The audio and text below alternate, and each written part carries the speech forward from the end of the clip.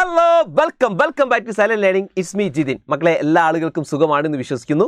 ഞാനിന്ന് വന്നിട്ടുള്ളത് എന്താണെന്നറിയോ? സാധാരണ എക്സാം സമയത്തൊക്കെ ഉണ്ടാകുന്ന കുട്ടികൾക്കൊക്കെ ഉണ്ടാകുന്ന ഒരു സംശയങ്ങളിൽ ഒന്നാണ്, സാർ ഓരോ ചോദ്യങ്ങൾക്കും എത്ര പോയിന്റ് വീതമാണ് നമ്മൾ എഴുതേണ്ടത്? പല ആളുകൾക്കും ഉണ്ടാകുന്ന ഒരു സംശയമാണ്. ആ സംശയം ഇന്ന് തീർത്ത് തരാൻ വേണ്ടിയിട്ടാണ് ഞാനിവിടെ വന്നിട്ടുള്ളത്. എനിക്ക് ആദ്യം പറയാനുള്ളത്, ആദ്യമായിട്ടാണ് ഈ ചാനൽ കാണുന്നതെങ്കിൽ നിർബന്ധമായിട്ട് അവരെന്ത് ചെയ്യണം? ഈ ചാനൽ സബ്സ്ക്രൈബ് ചെയ്യണം. അപ്പോൾ നമുക്ക് നോക്കാം എന്താണ് ഏറ്റവും പ്രധാനമായിട്ടും ഓരോ പ്രധാനപ്പെട്ട ക്വസ്റ്റ്യൻസിലേക്കും അതിൻ്റെ പ്രധാനപ്പെട്ട പോയിന്റുകളിലേക്ക് നമുക്ക് എന്ത് ചെയ്യാം? പോകാം. ആദ്യമായിട്ട് പറയുന്നത് മക്കളെ, ഒരു മാർക്കാണ്. ഒരു മാർക്കിനുള്ള ചോദ്യമാണ് നിങ്ങൾ വന്നതെങ്കിൽ എത്ര പോയിന്റ് നിങ്ങൾ എഴുതണം? മക്കളെ, 1 വേർഡാണ്. അത് നിങ്ങൾ ശ്രദ്ധിക്കണം. അതിന് ആൻസർ ചെയ്യേണ്ടത് ഒരു 1 വേർഡ് ആൻസറാണ് വേണ്ടത്. അതായത് പ്രധാനപ്പെട്ട ഒരു വാക്ക് നിങ്ങൾ എഴുതിയാൽ മാത്രം മതി. അപ്പോൾ സ്വാഭാവികമായിട്ടും അത് എക്സ്പ്ലെയിൻ ചെയ്യേണ്ട ആവശ്യം വരുന്നില്ല. ആകെ അത് മാത്രം എഴുതിയാൽ മതി. ഇനി മക്കളെ ശ്രദ്ധിക്കേണ്ടത്, നിങ്ങൾക്ക് 2 മാർക്സ് ആണ്. 2 മാർക്സ് ആകുമ്പോൾ എത്ര പോയിന്റാണ് നമ്മൾ എഴുതേണ്ടത്? ഇതിന് നിങ്ങൾ മനസ്സിലാക്കേണ്ടത്, ചില ചോദ്യങ്ങളൊക്കെ 2 മാർക്ക് 2 പോയിന്റ് മാത്രമേ ഉണ്ടാവും. അങ്ങനെയാണെങ്കിൽ ആ 2 പോയിന്റ് മാത്രം എഴുതുക. ചില ചോദ്യങ്ങൾക്ക് അതിന് വേണ്ടി നിങ്ങൾ മനസ്സിലാക്കേണ്ടത് ചിലപ്പോൾ 4 പോയിന്റുകൾ എഴുതേണ്ടതുണ്ടാവാം. അതായത് അര വീതമുള്ള 4 പോയിന്റുകൾ ഉണ്ടാവാം. അങ്ങനെയെങ്കിൽ നമ്മൾ എന്ത് ചെയ്യണം? ആ 4 പോയിന്റുകൾ എഴുതണം. അങ്ങനെയാകുമ്പോൾ നമുക്ക് ആ 2 മാർക്ക് നമുക്ക് എന്ത് ചെയ്യുക? കിട്ടുകയുള്ളൂ. ഇനി നിങ്ങൾ മനസ്സിലാക്കേണ്ടത് 3 മാർക്കിനാണ്. 3 മാർക്കിനും ഇതേപോലെ തന്നെ സെയിം ആണ്. ചിലപ്പോൾ 3 പോയിന്റുകൾ തന്നെ ഉണ്ടാവാം. അപ്പോൾ നമ്മൾ 3 പോയിന്റ് എഴുതുന്നു. ഇൻ കേസ് ചിലത് എന്താവാം, ചിലപ്പോൾ 6 പോയിന്റുകളൊക്കെ ഉണ്ടാവാം. അങ്ങനെയാണെങ്കിൽ നമുക്ക് എന്ത് ചെയ്യണം? 6 പോയിന്റുകൾ നമുക്ക് എഴുതണം. അപ്പോൾ അര വെച്ചിട്ടുള്ള 6 എണ്ണം ആകുമ്പോൾ എന്തായി? നമുക്കൊരു 3 മാർക്ക് അങ്ങനെ കിട്ടും. അങ്ങനെയാണ് 1, 2, 3 പ്രധാനപ്പെട്ട ചോദ്യങ്ങൾക്ക് നമുക്ക് എന്ത് ചെയ്യേണ്ടത്? പോയിന്റുകൾ എഴുതേണ്ടത്. ഇനി അങ്ങനെയാണെങ്കിൽ മക്കളെ ശ്രദ്ധിക്കണം, നാലാമത്തത് വളരെ ഇമ്പോർട്ടൻ്റ് ആയിട്ടുള്ള ഒന്നാണ്. മക്കളെ ശ്രദ്ധിക്കുക, എല്ലാവരും ശ്രദ്ധിക്കണം. ഒരു 4 മാർക്കിൻ്റെ ഒരു ചോദ്യമാണ് വരുന്നതെങ്കിൽ അതിന് എത്ര പോയിന്റ് എഴുതണം? മക്കളെ ശ്രദ്ധിക്കേണ്ടത്, എൻ്റെ കയ്യിൽ ഇതുപോലെ തന്നെ ഒരു ഷീറ്റ് ഉണ്ട്. നിങ്ങളിത് ആൻസർ ഷീറ്റാണെന്ന് വിചാരിക്കുക. നിങ്ങൾ ആൻസർ ഷീറ്റിനകത്ത് പ്രധാനമായിട്ട് ഈ ഒരു പേപ്പറിനകത്ത് 2 പുറമുണ്ട്. ഇതൊരു പുറമാണ്, അതുപോലെ തന്നെ എന്താണ്, ഇത് മറ്റൊരു പുറമാണ്. അപ്പോൾ 2 പുറങ്ങൾ അടങ്ങിയതാണ് ഇത് ഈ പേപ്പർ എന്ന് പറയുന്നത്. അപ്പോൾ നമ്മൾ പറയുന്നത് 4 മാർക്കിൻ്റെ ചോദ്യമാണ് നിങ്ങൾ എഴുതേണ്ടതെങ്കിൽ അരപ്പുറമാണ് നിങ്ങൾ എഴുതേണ്ടത്. അരപ്പുറം എന്ന് പറഞ്ഞാൽ ഇപ്പോൾ ഈ കാണുന്ന ഈ ഒരു പേജ്, ഈ ഒരു ഭാഗം ഉണ്ടല്ലോ, ഈ ഒരു പുറം ഉണ്ടല്ലോ, ഈ പുറത്തിൻ്റെ പകുതി ഭാഗം, ഇത്രയും ഭാഗം, അതായത് ഇവിടെ മുതൽ ഇത്രയും ഭാഗം, അതാണ് ഇതിൻ്റെ അരപ്പുറം. അപ്പോൾ 4 മാർക്കിൻ്റെ ഒക്കെ നിങ്ങൾ എത്രയാണ്? ഇത്രയൊരു അരപ്പുറമാണ് നിങ്ങൾ എഴുതേണ്ടത്.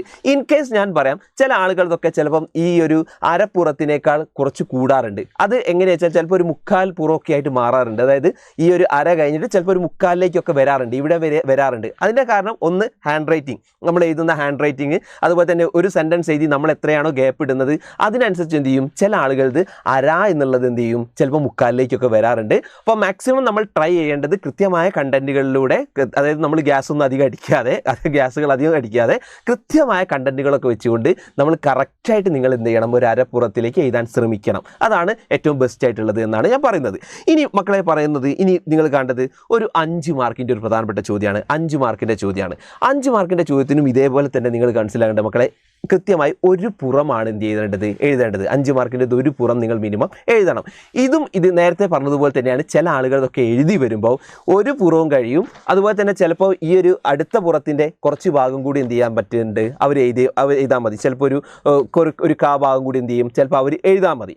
അങ്ങനെ ഉള്ള ആൾക്കാരോടാണ് പറയുന്നത്. ഇപ്പം നിങ്ങൾ ഒരു പുറം എഴുതുന്നു, ഒരു പുറം എഴുതി, ഇനിയിപ്പോൾ രണ്ടാമത്തെ ഈ ഒരു ഭാഗത്തിൻ്റെ ഇവിടെ എഴുതിയാലൊന്നും പ്രശ്നമൊന്നുമില്ല. പക്ഷേ മാക്സിമം നമ്മൾ എന്ത് ചെയ്യണം? ഒരു പുറത്ത് തന്നെ എഴുതാൻ ശ്രമിക്കുക. കറക്റ്റ് കണ്ടന്റുകളൊക്കെ അറേഞ്ച് ചെയ്തുകൊണ്ട് ഒരു പുറത്ത് തന്നെ എഴുതാൻ ശ്രമിക്കുക. ഇനിയിപ്പോൾ ഇങ്ങോട്ട് ഇതുപോലെ തന്നെ കൂടിക്കഴിഞ്ഞാലും അത് നോ പ്രോബ്ലം. അതുകൊണ്ടൊന്നും നിങ്ങൾ എന്ത് ചെയ്യേണ്ട, ബേജാറാവേണ്ട ആവശ്യമില്ല. അപ്പോൾ മാക്സിമം എന്ത് വെച്ചാൽ അതിൽ കൂടാതെ എന്ത് ചെയ്യണം, നമുക്ക് നോക്കണം. കാരണം ടൈം ഇമ്പോർട്ടൻ്റ് ആണല്ലോ. കാരണം നമ്മളൊരു ചോദ്യത്തിനകത്ത് ഒരുപാട്, ആ ചോദ്യത്തിന് തന്നെ ഒരുപാട് നമുക്ക് അറിയുന്നതെല്ലാം ഫുള്ള് ആ ചോദ്യത്തിന് തന്നെ അങ്ങ് എഴുതി കഴിഞ്ഞാൽ ബാക്കിയുള്ള ക്വസ്റ്റ്യൻസിനൊന്നും അറ്റൻഡ് ചെയ്യാനുള്ള സമയം ഉണ്ടാവില്ല. അപ്പോൾ അതൊരു പ്രശ്നമാണെന്നുള്ളത് മക്കൾ മനസ്സിലാക്കുക കേട്ടോ. ഇനി മക്കളെ ശ്രദ്ധിക്കേണ്ടത് ഒരു 6 മാർക്കിനാണ്. മക്കളെ ശ്രദ്ധിക്കേണ്ടത് അതൊരു എസ്സേ ചോദ്യങ്ങളൊക്കെയാണ് 6 മാർക്കിന് വരിക. 6 മാർക്കിൻ്റെ ഒക്കെ എഴുതുമ്പോൾ കൃത്യമായി പറയാലോ, അത് ഡീറ്റെയിൽ ആയിട്ട് തന്നെ എഴുതണം. 6 മാർക്കിൻ്റെ ഡീറ്റെയിൽ ആയിട്ട് തന്നെ എഴുതണം. അപ്പോൾ മാക്സിമം നിങ്ങൾ ചെയ്യേണ്ടത് അതിന് കൃത്യമായ ഒരു ഇൻട്രൊഡക്ഷനും ഒരു കൺക്ലൂഷനും നിങ്ങൾക്ക് വേണം. അപ്പോൾ എൻ്റെ ഒരു അഭിപ്രായത്തിൽ നിങ്ങൾ മനസ്സിലാക്കേണ്ടത്, ഇതിന് എത്ര പോയിന്റുകളാണ് അല്ലെങ്കിൽ എത്ര പ്രധാനപ്പെട്ട ഭാഗമാണ് നമ്മൾ ഉപയോഗപ്പെടുത്തുന്നത് വെച്ചാൽ ഒരു 1.5 പുറമാണ് നമ്മൾ എഴുതേണ്ടത്. 1.5 പുറം. അപ്പോൾ അതിൽ ഈ ഒരു ഭാഗം എഴുതണം, ഇത് കംപ്ലീറ്റ് ചെയ്യുക, പ്ലസ് ഈ ഒരു ഭാഗം കംപ്ലീറ്റ് ചെയ്യുക, ഈ ഒരു പകുതി വരെയുള്ളത് എഴുതുക, 1.5 പുറം എഴുതുക. ഇനി ഇതിനകത്ത് തന്നെ നമ്മൾ എങ്ങനെയാണ് എഴുതേണ്ടതെന്ന് ചോദിച്ചു കഴിഞ്ഞാൽ ഞാൻ പറയാം. ആദ്യം തന്നെ ഒരു ഇൻട്രൊഡക്ഷനും അതുപോലെ തന്നെ ജസ്റ്റ് ഒരു കൺക്ലൂഷനും അതിനുണ്ടായിരിക്കണം. ആദ്യം ഇൻട്രഡക്ഷൻ അത്യാവശ്യം നല്ല രീതിയിൽ തന്നെ ഒരു ഇൻട്രഡക്ഷൻ കൊടുക്കുക. പിന്നീട് നിങ്ങൾക്ക് ഇതേപോലെ തന്നെ ഓരോ പോയിന്റ് വൈസ് ആണ് നിങ്ങൾക്ക് അറിയുന്നത്, അതിൻ്റെ പ്രധാനപ്പെട്ട പോയിന്റ് വൈസ് ആണെങ്കിൽ ആ പോയിന്റ് വൈസ് നിങ്ങൾ എഴുതുന്നു. ഇനി ആ പോയിന്റുകൾക്ക് വേണമെങ്കിൽ നിങ്ങൾക്ക് എന്ത് ചെയ്യാം, അതിൻ്റെ എക്സ്പ്ലനേഷൻ നിങ്ങൾക്ക് കൊടുക്കാം. ഓരോ പോയിന്റിൻ്റെയും എക്സ്പ്ലനേഷൻ നിങ്ങൾ കൊടുക്കുന്നു.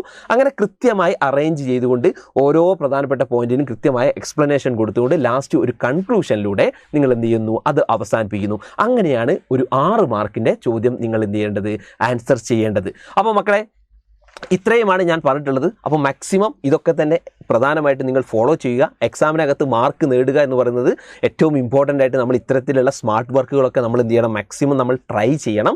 അപ്പോൾ എല്ലാ ആൾക്കാരും ഇതൊക്കെ ട്രൈ ചെയ്യുമെന്ന് വിശ്വസിക്കുന്നു. അപ്പോൾ മാക്സിമം മക്കൾക്ക് ഈ വീഡിയോ ഇതുപോലെ എല്ലാ ആൾക്കാർക്കും ഇഷ്ടപ്പെട്ടു എന്ന് വിചാരിക്കുന്നു.